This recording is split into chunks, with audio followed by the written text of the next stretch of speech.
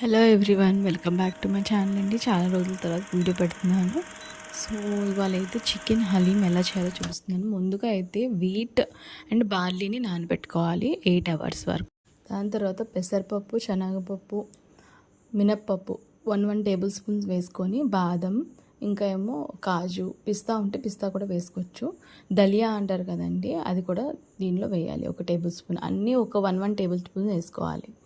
So దాని తర్వాత చికెన్లో మనము జింజర్ గార్లిక్ పేస్ట్, పసుపు, కారం, ఉప్పు అన్నీ వేసి బాగా కలుపుకొని పెట్టుకోవాలి. ఎందుకంటే ఇలా నార్మల్గా కూడా వేసేసేయచ్చు మీరు రాగా, బట్ ఇలా కలిపితే ఇంకా టేస్ట్ చాలా బాగుంటుంది అన్నమాట. ప్రిపేర్ చేసిన తర్వాత టేస్ట్ అనేది చాలా బాగుంటుంది.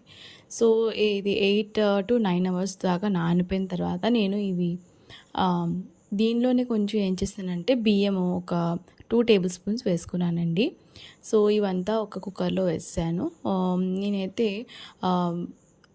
ఇలా 1 ఇంచ్ వరకు వాటర్ వేసుకున్నాను, కానీ దానికన్నా ఎక్కువ కూడా వేసుకోవచ్చు.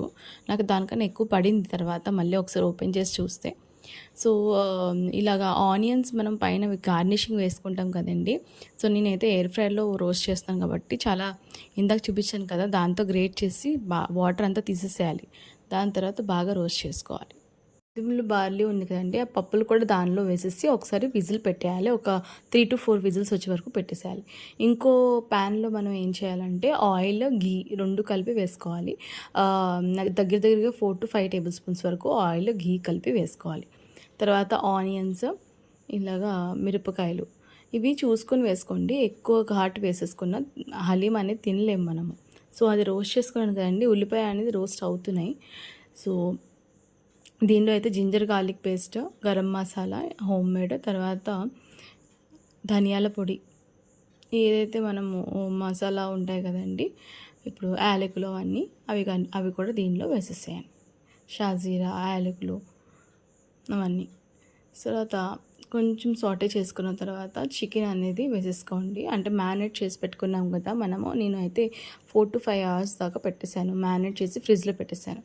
సో కొత్తిమీర, పుదీనా కూడా దీనిలో వేసేసుకోండి. దీనిలో ఎక్కువ కూడా వేసుకోవచ్చు, పుదీనా, కొత్తిమీర కూడా బాగుంటుంది, ఫ్లేవర్ అనేది బాగా వస్తుంది. సో ఇప్పుడు ఇది పప్పులది వాటర్ అండి. నేను దగ్గర 3 to 4 గ్లాసెస్ వరకు వాటర్ వేసేసుకున్నాను. సో మనం విజిల్ పెట్టుకున్నాం. 10 విజిల్స్ వరకు పెట్టండి. పెట్టిన తర్వాత ఓపెన్ చేసి చూసుకోండి. 10 విజిల్స్ అయిన తర్వాత సో మనకి బాగా స్మాష్ అయిపోద్ది. సో ఈ పక్కనైతే మనం పప్పులు అవన్నీ కూడా ఉడకపెట్టుకున్నాం కదండి, ఇది మ్యాక్సిమం అయిపోయిందండి. సో ఇది చల్లార్చుకోవడానికి పెట్టుకోండి.